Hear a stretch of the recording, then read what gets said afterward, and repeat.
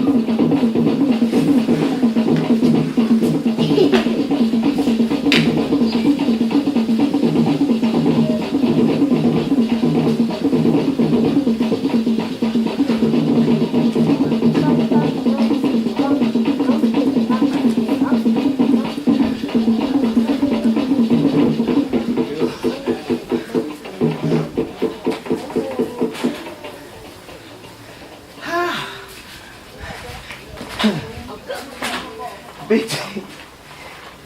Okay, you are bitchy. What happened? You tired? No. He just did the same thing that he did to him. Boy. To Abba. He did the same Boy. thing that he did to him to Abba. Give me some water, okay? Give me some water. Yeah? Water.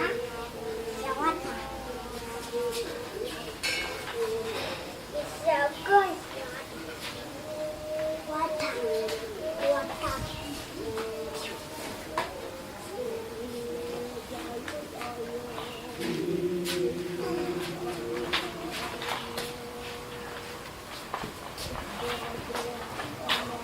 I need some water. Pass me water. That's a lot of butter. Boo. What about right here? Tired.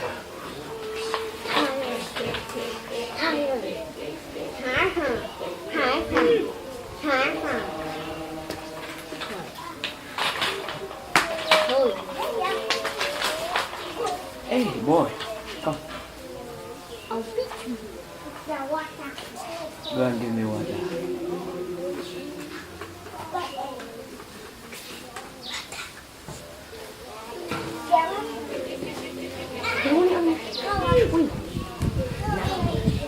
You do have thank you. Hey, Mommy Sue.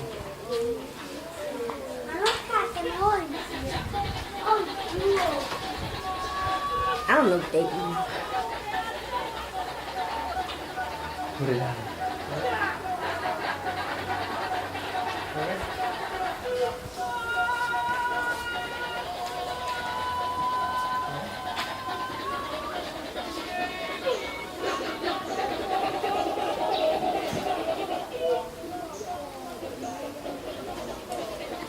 I have one of these kind of.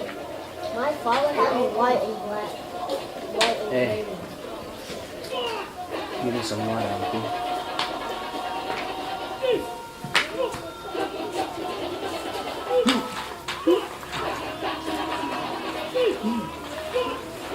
Right.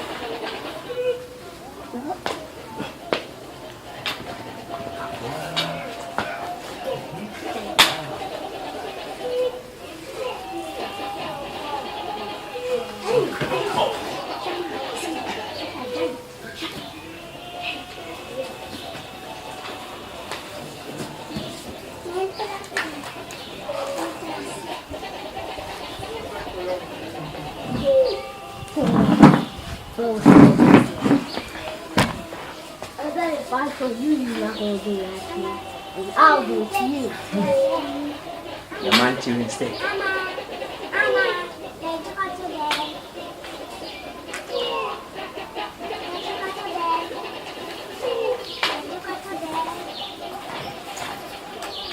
I ain't going to give you much at all.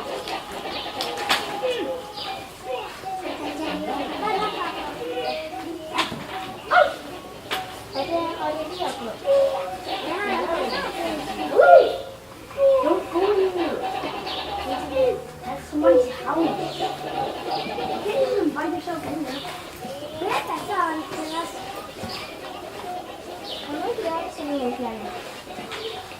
You say what we're saying. I'll beat you. Ooh, donkey. Don't touch the metal. Really got This so one. much. Okay. This is why I always run to have anything to do.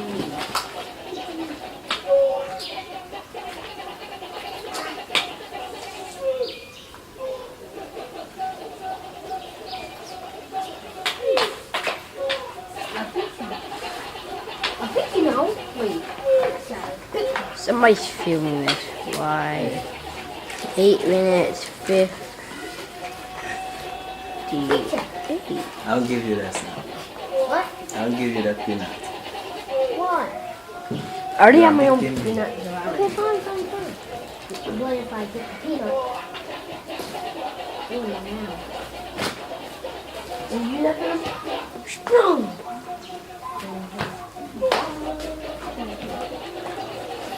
Also,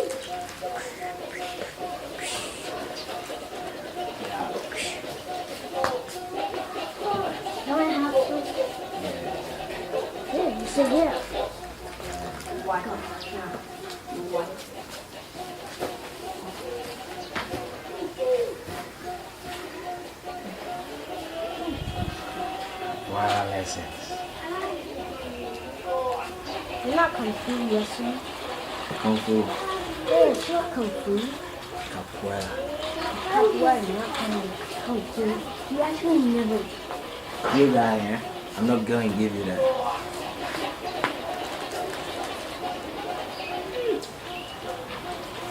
You know the truth. Ooh.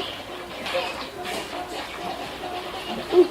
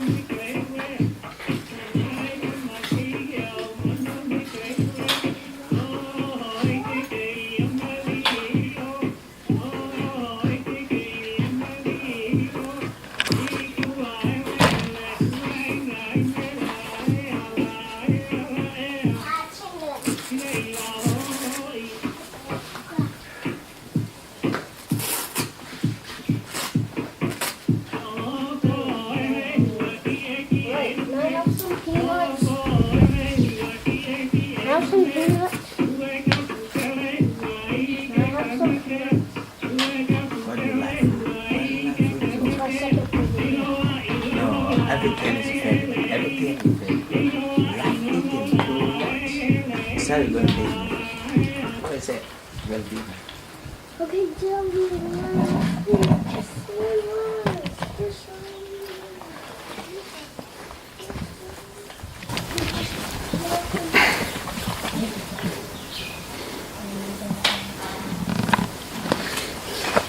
Ago. So let's close out the class in the sparring with a short end of class discussion about lessons learned and things of that nature. Any thoughts, reflections? I know y'all get in the class we were just going through basic movements, walking on your hands, everything going back and forth. Ahu, ole, just everything going back and forth. Well, for those of you who got the whole class, those who just got the sparring at the end, what are your reflections on the whole experience? Places where you feel like you could improve or anything? Opening.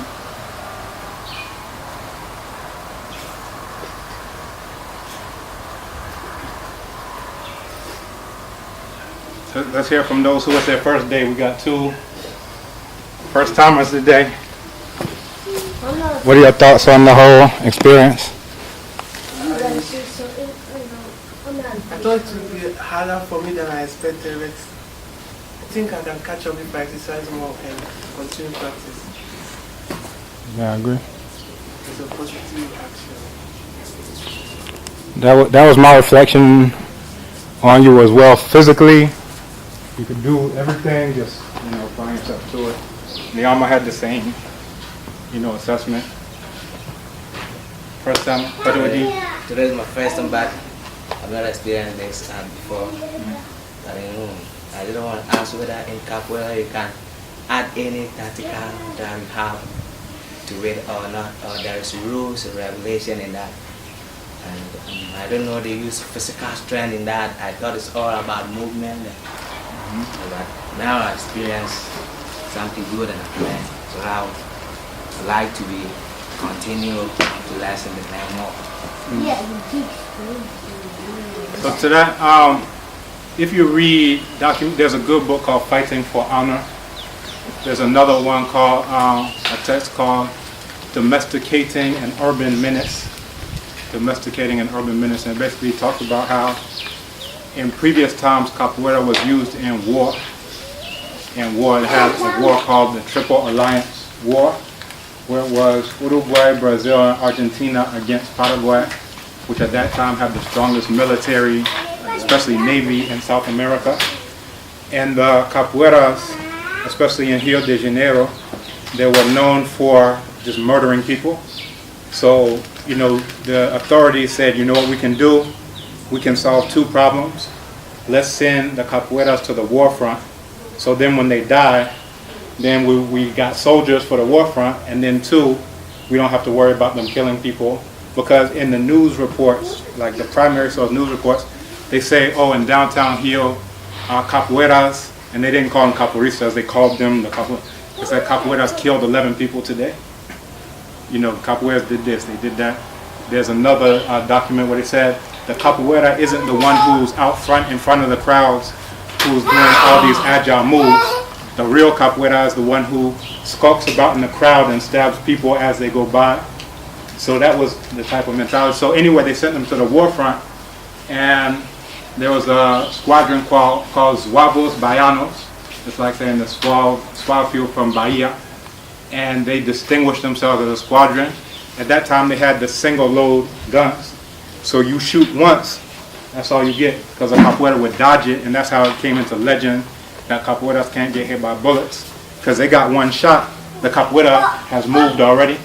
And at that time, they were doing trench warfare, where I dig my whole trench here, you dig your whole trench there, and my job is to invade your trench.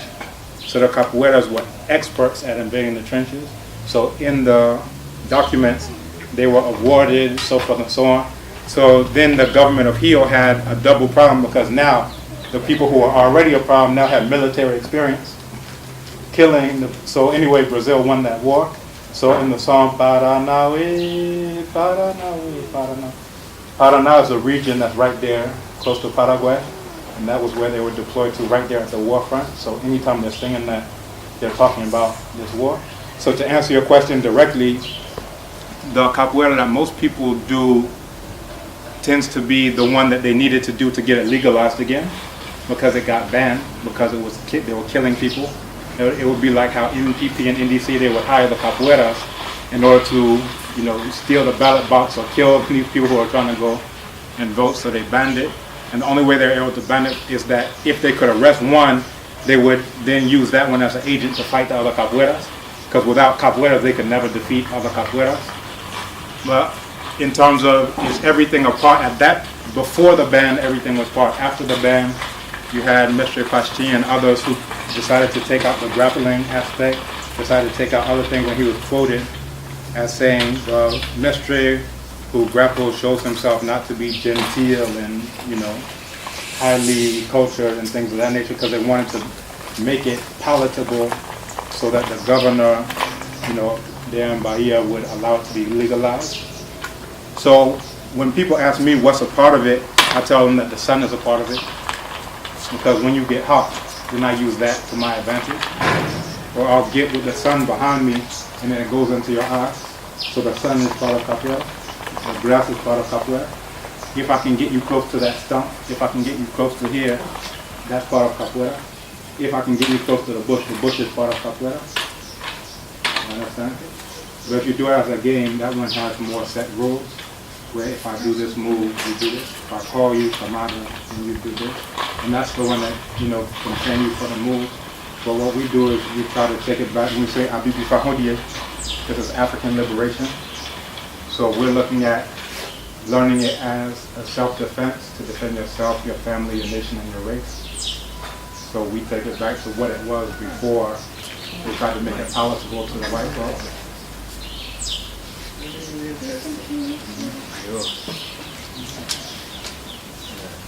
Young people? Okay.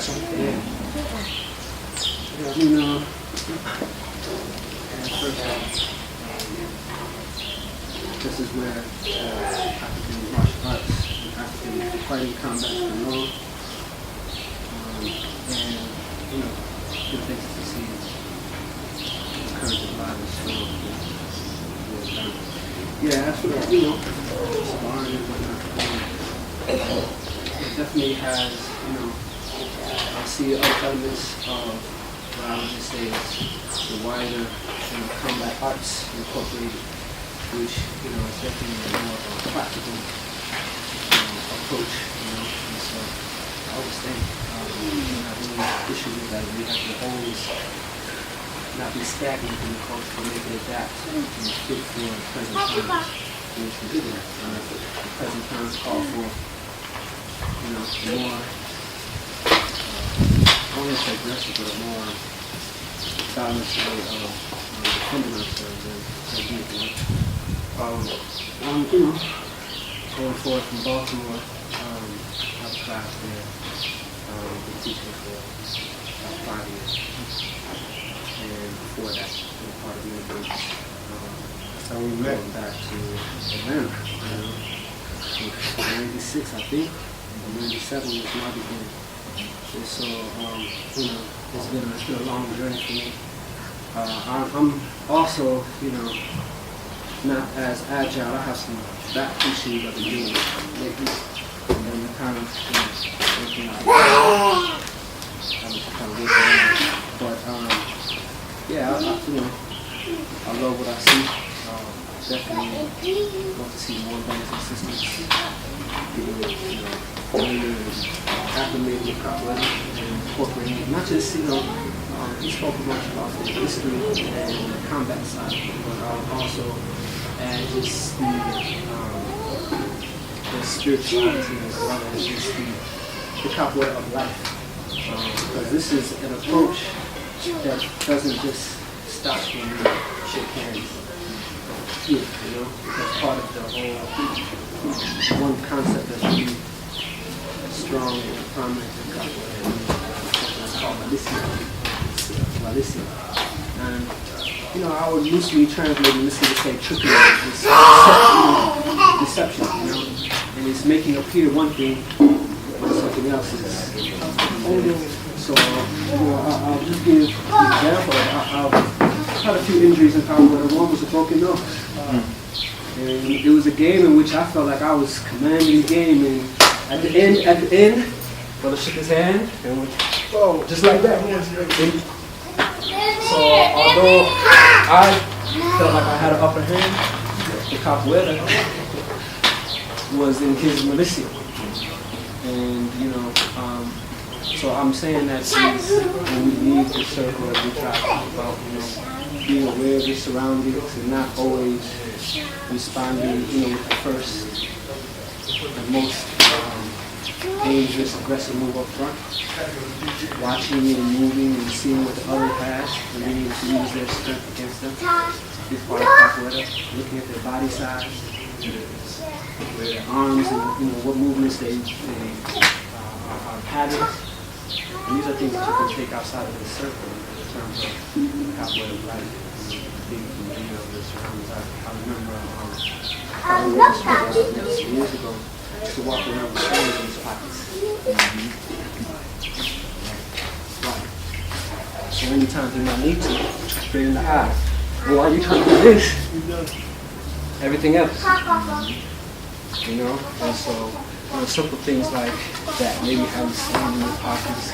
I recall the time in Brazil, the administrator would come around the corner, and, you know, instead of just coming around the corner, it was like, you know, in other words, it took time, because anything can always be aware, and so that's something I incorporated.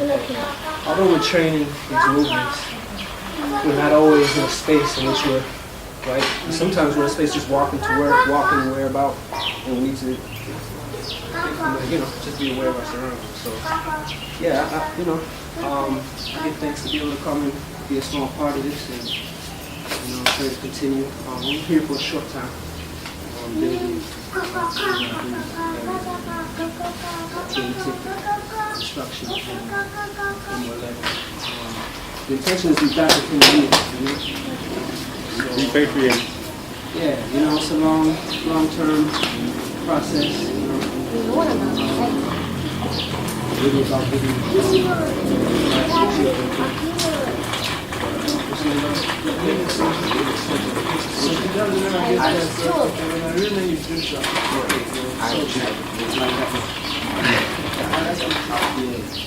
you have a lot of natural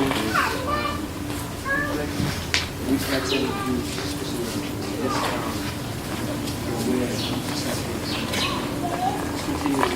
training for the natural strength and balance. Prostrate.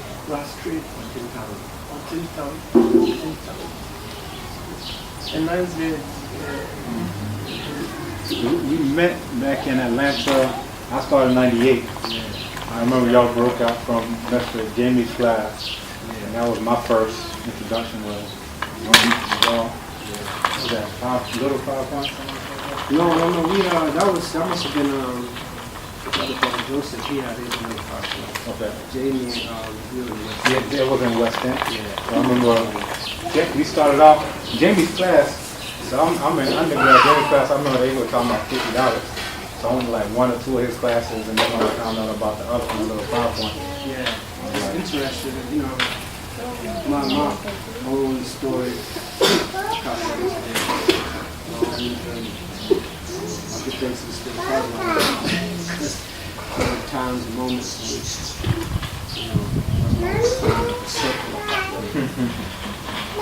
it's changed a lot. I get things that we come see here. Capoeira is not just, it's international at this point. And unfortunately, it's growing wider and quicker in Europe and other places in the world. Japan, Israel. Even in the US, all of the first, there was a round of Capoeira messages that came to the US beginning of the late 70s, 80s, and 1980s. They were all received by the black community. The black community got black men, got them established, got them settled.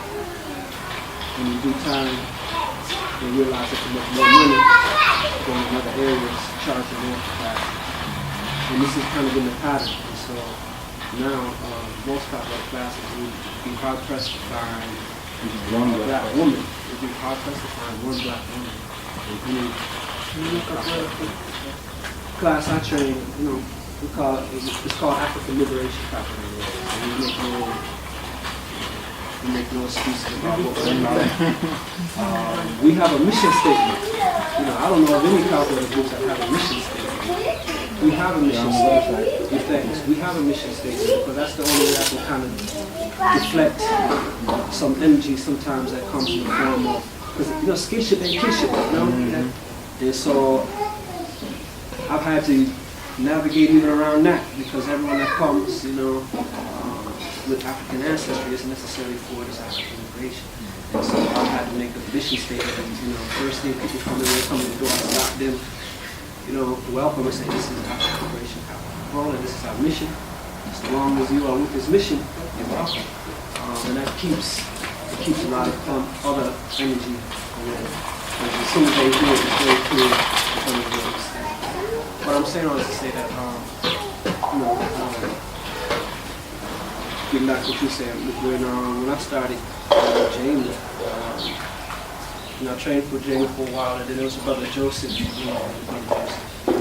Me and Joseph had some issues with Jamie's class. We branched off and started our own. That was when I danced. Okay. That was because I went to Jamie's class twice, and they said $50, and it was like 50 people. Yeah. And you understand what was going on. So I hadn't ever done it before. I just see people doing this. I'm like, why would you do that? Why you do that? So that's when I came and started. So I helped Joseph start that class, and then in time I realized that his mission and mine were different. And everything that comes along with the 5 points, was like little 5 points is like. So then I went back to Jamie.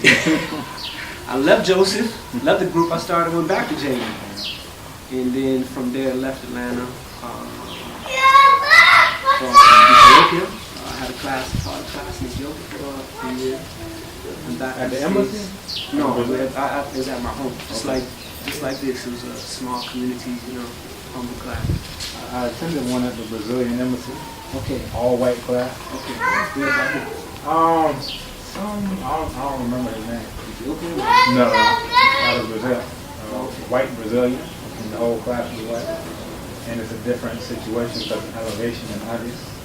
Yeah, it's a different element. But I do my thing is training for Capoeira, training for life, training for war, all these types of things. So when I went to the class with all white folks,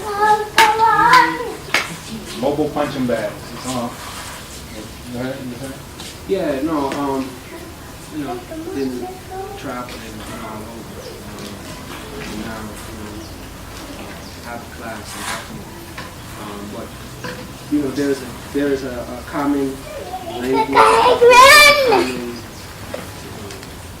common movements, there's common songs, and then you have those others that are outside the kind of see what you're doing is kind of making the outcome and adapting to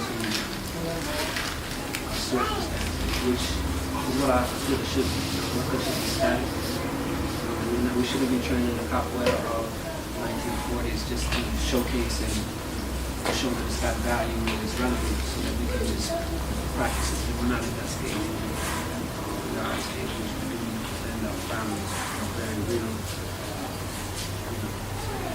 threats and aggression that will require us to be able to move beyond just so, we train all similarly. So, some days we turn the lights off. We train in the dark. Sometimes we train with the intention of here, so that that it feels like when someone is swinging full force and not just doing these small. Know what it is to throw your full force, and have your whole weight throw it. Like there's a difference when you're practicing to, present something versus practicing. I do video. You do video of it? We do. We try. We film our voters mostly, not saying classes. And this other thing we do. I mean, we sometimes put out on the floor. We just sit out in the water. That's what we flags. Because that's also the movements of capoeira. They saved me from having injury a number of times. Well, just falling, like not paying attention. I'm looking at it and fall and just do something and keep going. Where if I didn't know capoeira, I would have been injured. I would have twisted the ankle or something like that. So being able to take these movements and apply them to different situations in the dark, doing this and that, these are things I feel like are more capoeira to be alive and present in this time, 2017. More blessings to what's going on, looking back soon, continue training. Well, you seen Body Game, Dogo Dikoko, the documentary? One thing, it's a documentary where Mr. Kobo Mansa goes to Angola, so he's a Mr. out of Brazil, he goes to Angola, and they show all the different elements of what we know as capoeira. So they have the Ngolo, which is more similar to the one that they do in Brazil. They have Kandeka, which is the handle, so they get up like this. And it's like slap boxing. It's the exact same thing like in slap boxing. Because growing up, we used to do this. You put your hands up. So as I started off learning capoeira, I didn't learn hands usually with it. But as we were doing it, I was like, yeah, we got to make it practical, right? But then come to find out that that's what they were doing in Angola. They already had the hands thing. I'm not introducing them. I was like, let's do the slap boxing how we did growing up.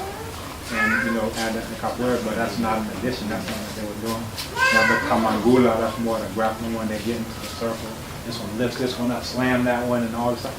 And this is like what they were doing back in the 1600s, 1500s. Because one thing I realized, like I used to like lament like all these white folks doing or whatever to go. But then I came to understand that as long as African people are in similar situations where you got to defend yourself, your family, your nation, your race, that it's in us, that we're going to do what's necessary to do it, and it's going to end up looking like the way we did it 500 years ago, or maybe 1,000 years ago, 2,000 when we had to fight. And they have this proverb, they say a person who dies in capoeira isn't wept for. The person who dies in capoeira isn't wept for. So when I heard that, and I look at the way they did it to make it legalized, really palatable to white folks and whatever. I was like, that one, I don't see people dying in that one. But for that to have to be like a rule, you're not allowed to weep for people when they die. It's like, that gotta happen at least more than once to make a rule about it. But yeah, and then also, Brother Trey mentioned that Brother Trey mentioned the spiritual aspect. You saw that before I got started, anytime I would do this. It's called Ditenga. You see this at the bottom here? The white one. And what it is the idea that the human being is like a living sun. So the sun rises here, gets to its high point, it sets, and then it comes down to midnight and it rises again. And the idea is that the human being is like that too. And that's the reason why we call libation, is that understanding. That even though you can't see the sun anymore, it doesn't stop existing. Just like even though you don't see the person anymore, they don't stop existing. Energy isn't created or destroyed, it's only transformed. Exactly. So that's the reason why we do everything we do, from funeral to libations or whatever. But if you look at in this text, Fighting for Honor by CJ-OB, he talks about the origins of, you see like these inverted movements when we're upside down. And the idea is that the spirit realm is an inverse of this realm that we're in now.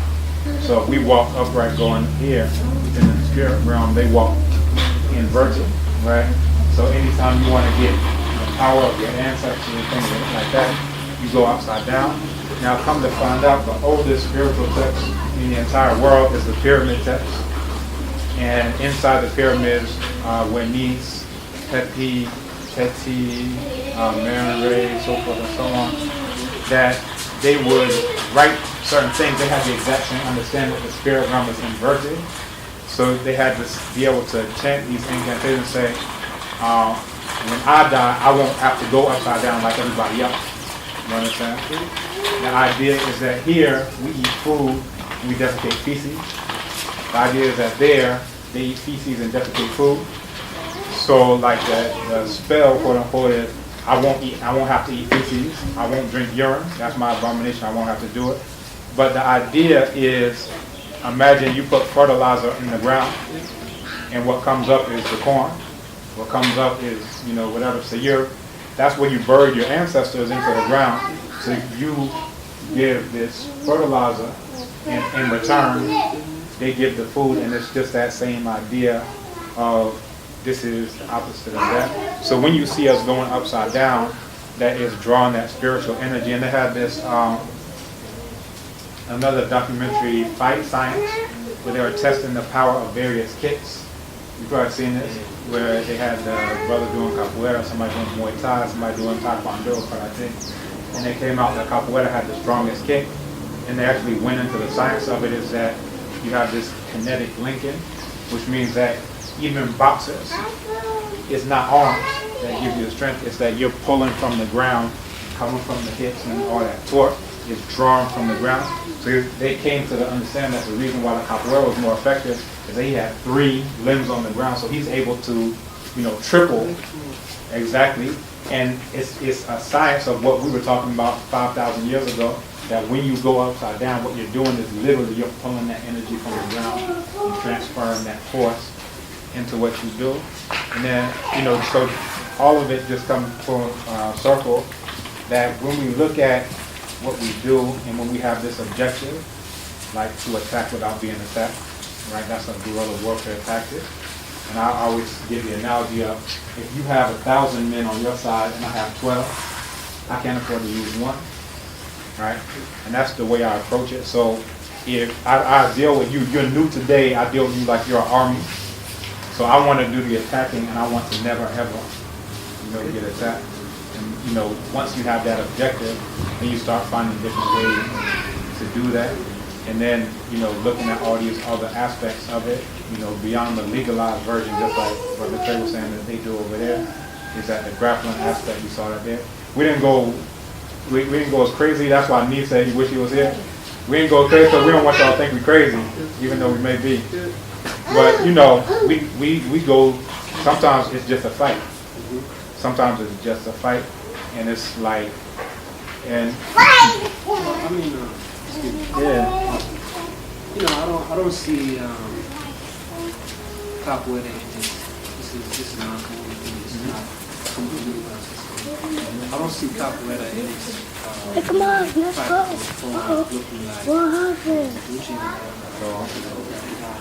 it's more so the movements that we train prepare us to be make quick, lightning quick decisions, and be able to see when someone starts winding their body this way, and be able to already know what that means in terms of where they're going to be most vulnerable. As you relate to kind of putting some of these, with the arm movements, which you don't see traditionally in Capoeira these days. I had a blessing of training about 2 months ago with Mestre Timba, Oakley. I don't know if you know this, but Mestre Timba is for all of us who have grown Capoeira as a way to reconnect to the country. I would say he is, our grandfather in the sense that this is someone who is maybe, in fact, be the only African born in the States who was a mestre. And he was titled back in the 80s, 1980s, by Mestre Titus. And so, he just kind of like doing the history. This is long before Capoeira really even birthed, was birthed, especially on the East Coast. And so his story is very unique. And so I had the opportunity to train him about 2 months ago. I had a chance to talk to him at length about his journey. And he said something that resonated and relates to this, which is, when he started Capoeira, he was, in the Bay Area, he was just martial arts, just doing martial arts, and he got into Capoeira Haitian now. And a couple of Brazilians there, they were doing some stuff, and he liked it, he got into it, and then made a trip to Brazil. Late 80s, 1980s. And while he was there, saw all these old black masters doing something else. And so he was like, yeah, we're doing this, but what are they doing? And that's how he discovered Capoeira and brought it back, started training, piloting. So now 20 years later, coming to training, one thing that he said that he's intentionally bringing into his classes are all the elbows, poking the eyes, and grappling, tearing fingers. Capoeira is very vicious with the arms. And he was reminding us that the history of Capoeira started with that. And then it got to a place in which, for the sake, what he was saying is for the sake of show and, tourist culture on the streets of people wanting to do all these acrobatic moves. And so a lot of things were kind of taken out so it wouldn't look so scrappy. Right? But he's, intentionally putting a lot of those back. Yeah, right. And so like, even a lot of, there were a lot of, what he spoke of is, there's a lot of movements in Capoeira we're doing like this with your hand movements, right? I didn't realize, those are all blade moves. Where people would have short blades in their pockets, and when we come out real quick, and put it right back, and then we'll walk off like. So being able to train with these, right? Being able to do all these moves and the elbows, that's the next level of it. So this is what I'm looking to kind of when I get forward is to start bringing some of this into class and start bringing some blades into class. Right? Yeah, I'm right with that. Real wet.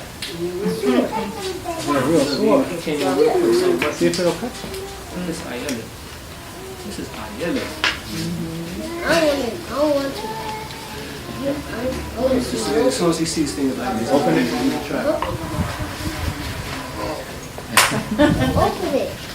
It's a training sword. Just for training. It's training.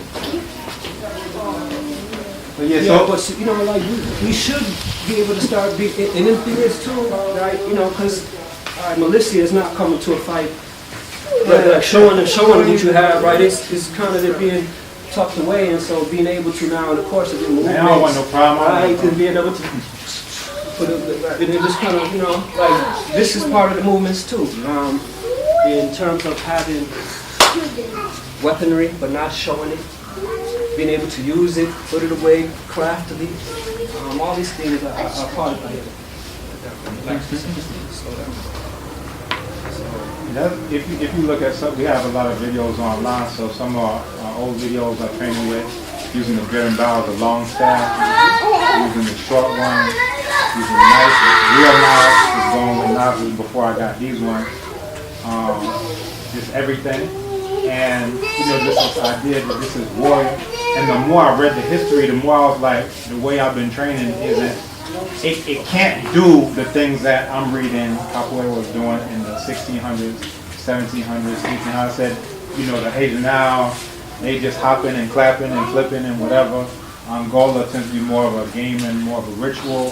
And I'm like, something wasn't clicking. I'm like, but then I met a brother. So out of Atlanta, I went up to Wisconsin for grad school.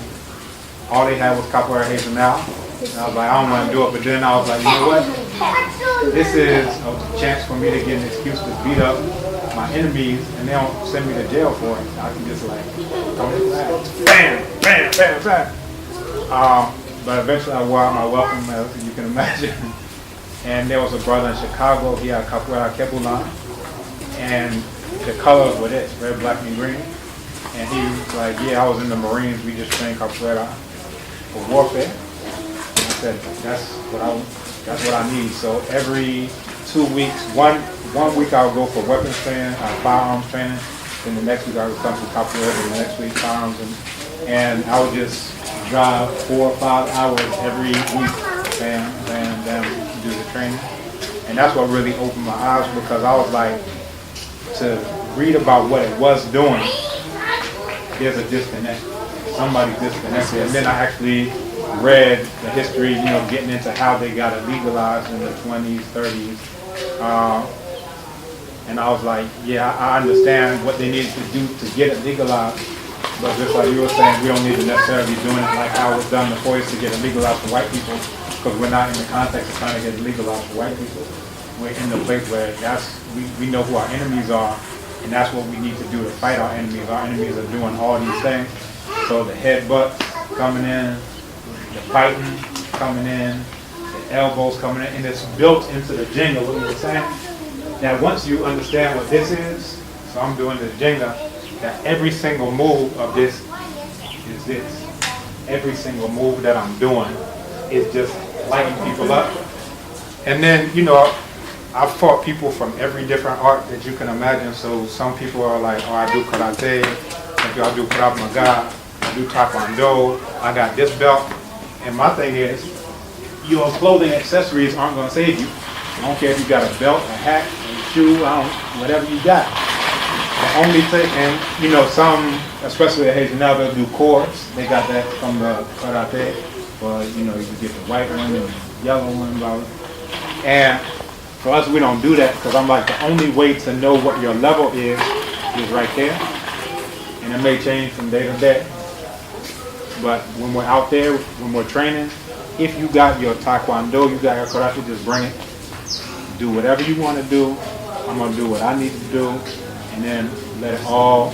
So I'm like, it's a science experiment. Every time we get out there, it's a science experiment. It's like you put this chemical together, and that chemical together, and you look at what the reaction is.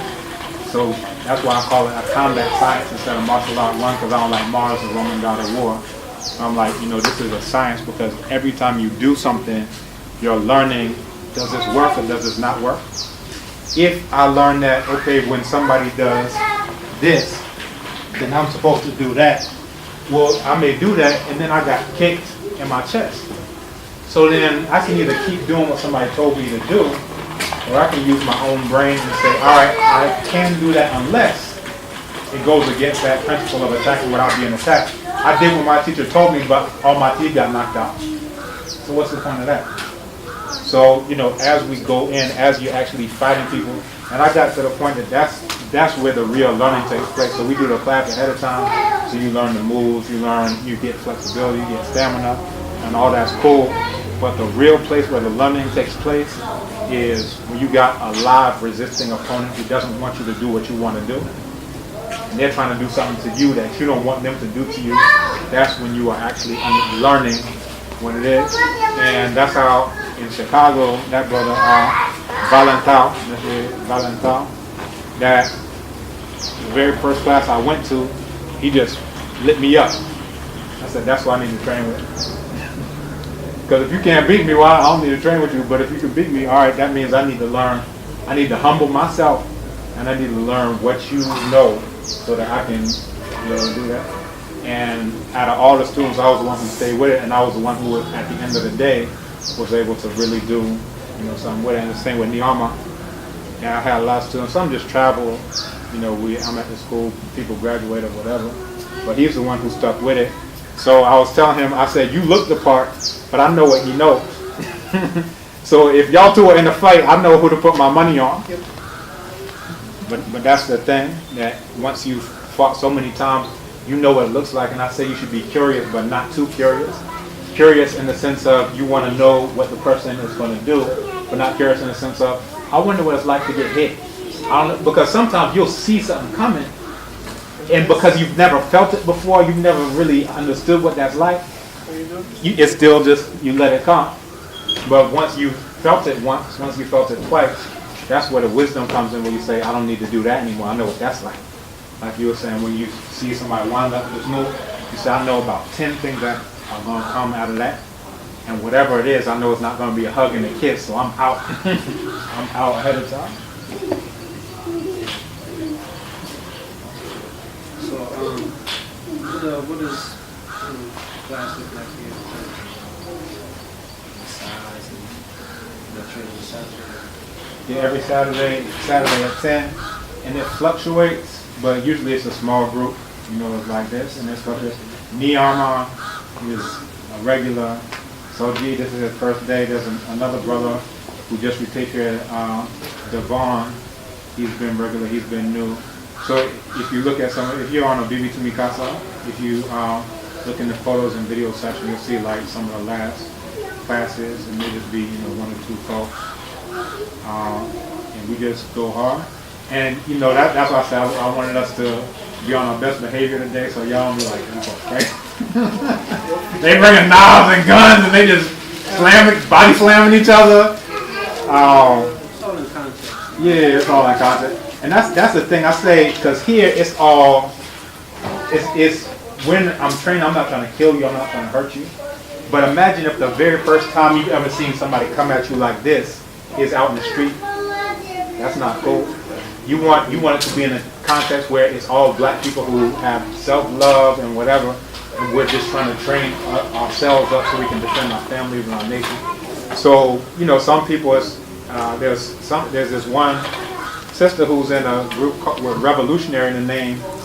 The very first class she came to, light contact on her leg, she was like, oh, I can't do this no more. I said, you in a group that calls itself Revolutionary? And you can't even take soft, light contact?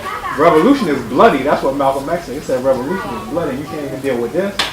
So, it's like you say, it's all in context. So I say it's better for us to get a sense of what it's like, because you really never 100% know what you'll do in a situation until you're in the situation. You don't know if you'll be brave, if you'll be a coward or whatever, but you don't want the first time you see somebody coming at you with a stick or with a machete to be out in the street and you've never even thought about what it's like. And there are things that you think will work, but they don't really work. And you need to know which things look like they work. Like Niama, I told him stop looking at movies. He was looking at kung fu movies where they kicking, and all his first classes, if you look at his first class, every class he tried to do something where he's hopping, he's doing. I was like, stop looking at their movies. Look at real fights. Look at live leak. Look at real fights. Because he would do something, and then from doing it, lift him up, slam him to the ground. I said, you gotta learn a lesson that these things that look pretty and look cute, that's not what's gonna save your life. You need to learn the things.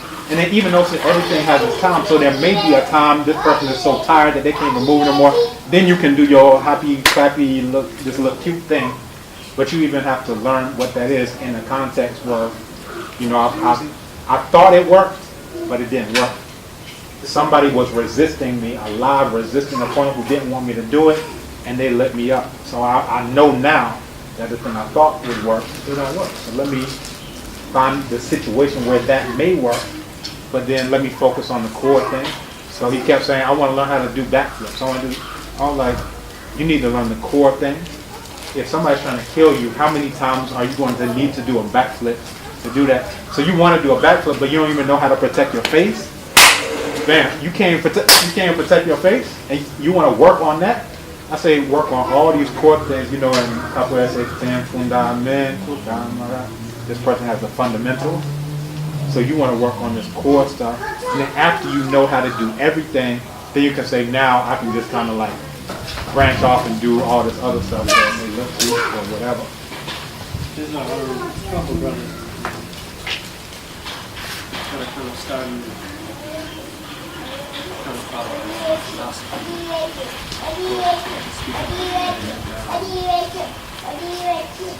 Even going as far as to change the spelling. Capoeira.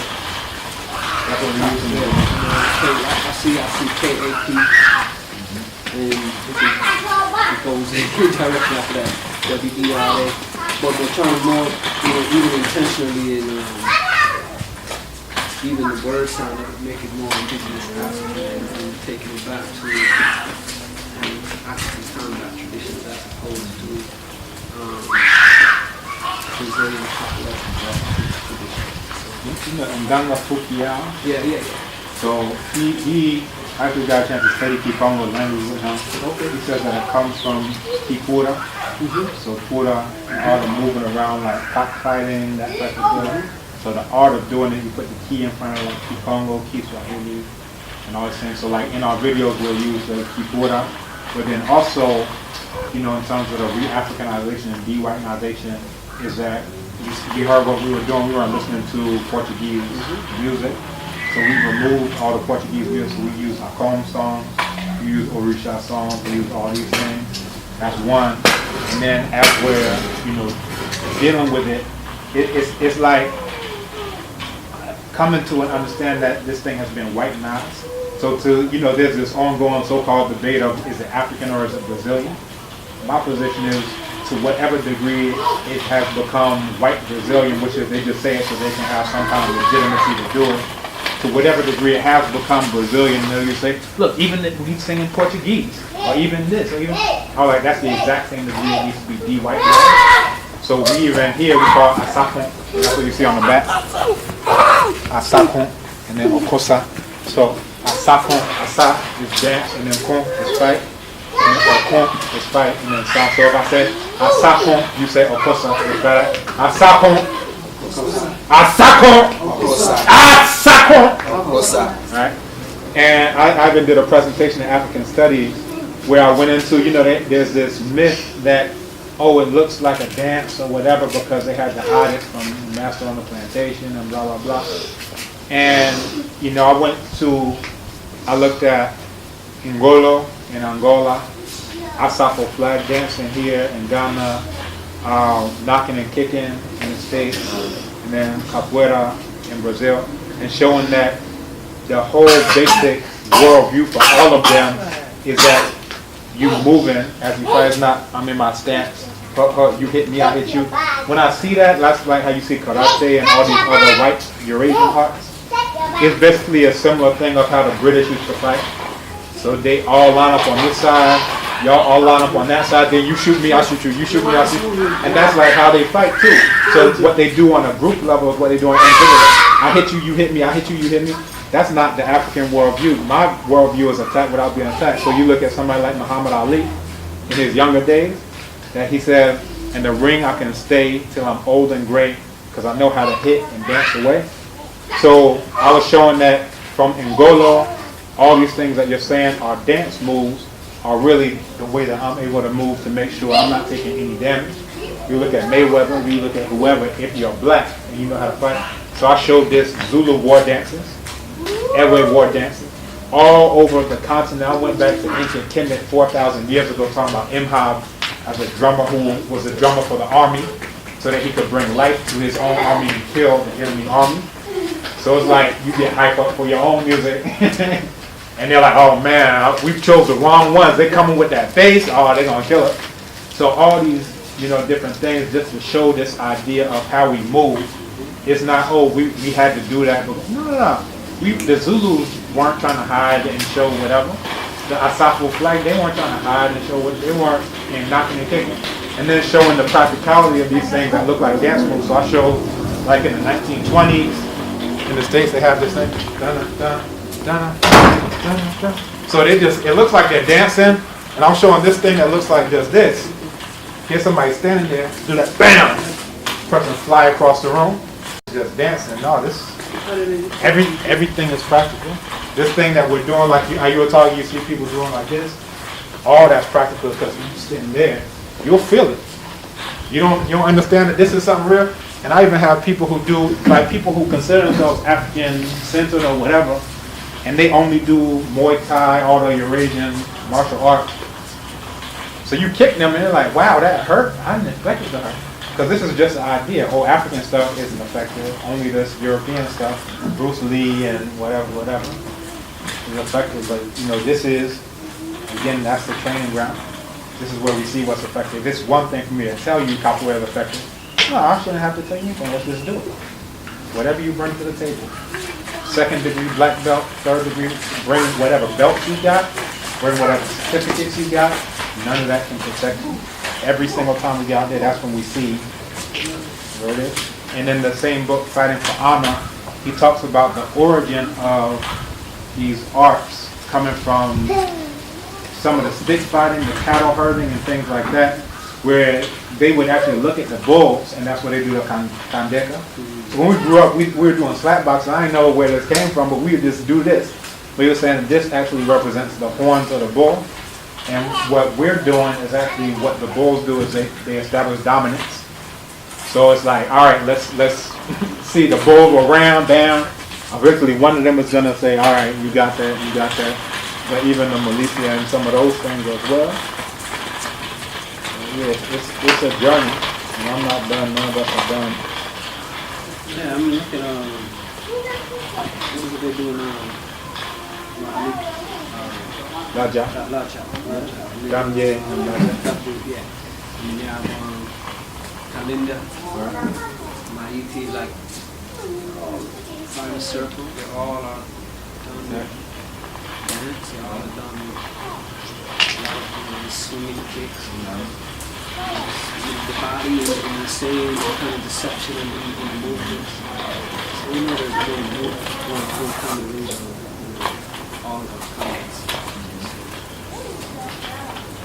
They all come out to dance. Yeah, that's a unique music that what I think from the traditions to go back to. So I'm definitely looking to sake of making it pretty in disguise. And it is for the sake of disguising to your opponent. You know, like you think I'm doing one thing, I'm doing something else. But yeah, I mean, yeah, I'm glad to see you doing all that because he was saying a lot, you know, and I see it now. He's spoken a lot. He was saying when he got there's a lot more elbow kicks, you know, like from all these chants, even like from here. All these movements that we don't have anymore. We're just kind of real gentle with it. That I understand why, you know, but you know, we do have you know, more negative threats are real in terms of those of us who are really kind of listening to the tradition. So we should be, you know, we should be quick. We should be ready. And so G is in the neighborhood. I have the punching bag upstairs too, and it's good, just like how you were saying, to feel what it's like when you're really going. Because like I have people who sometimes come, they'll be like, oh, I've been doing capoeira 10 years, 20 years.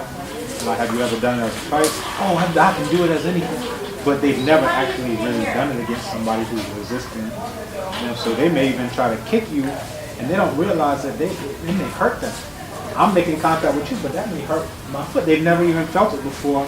So they don't know the adjustments that you need to make in order to make sure that it don't hurt. You understand? So, you know, we do some of these things here, this training, so you know what it's like. And it's not the first time I'm thinking about it when I got somebody who's saying I'm trying to kill you.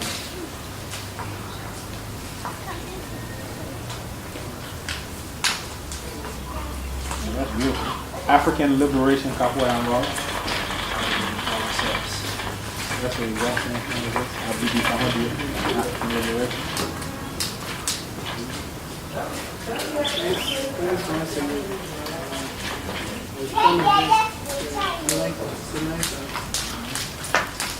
We did a demonstration at the Charlie Walker Festival. So Sobi came and checked it out. And there was a couple other people. One guy said he did, what was it, Kung Fu? I got all my certificates. I was like, bring the paper. Somebody trying to knock you out. You're like, look, no, I got my certificate. And another sister who does it, you know, the Haitian now style, as acrobatics and things like that. So we did very light, myself and Leona, we went out there, we did very light. But just, you know, at a certain point, you think you can do something. And that's, to a degree, some of the ways that the training goes on, whether it's the ritual or acrobatics one, it can get people to a place of, they're used to people faking. In the sense of, when I get close to kicking you, I'm not really going to kick you. I get close to hitting, I'm showing you, but, or this one, especially with the Haitian now, we're 20 feet away, and I do this flying kick, and it's like, what is that? You ain't even anywhere close to it. So the sister was trying to do her move, and just show like, no, we're not going to fake with you. If you do this, you may get sweat, you may get choked, you may get whatever. The Kung Fu guy, he starts coming doing this thing, like choke you out. But, you know, these are the things, and this is where people come to really understand that this is a serious, you know, it's not necessarily to prove to somebody, but it's like, you bring whatever you bring, and you bring what I bring, and then, again, this is the lab. This is an experimentation lab, science experiment.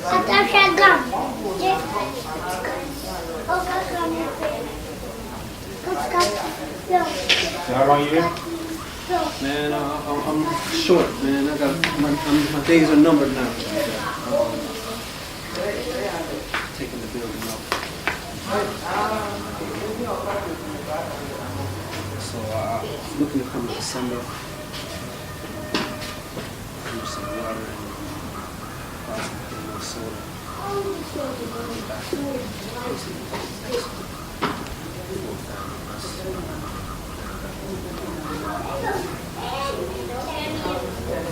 Yeah, you know, step by step. That's supposed to be. And y'all are on the other side of the road. Some years back. You're about to song. I'll show you about the song. Yeah. In a Boma. Yeah, right above. And his neighbor, you know, the neighbors.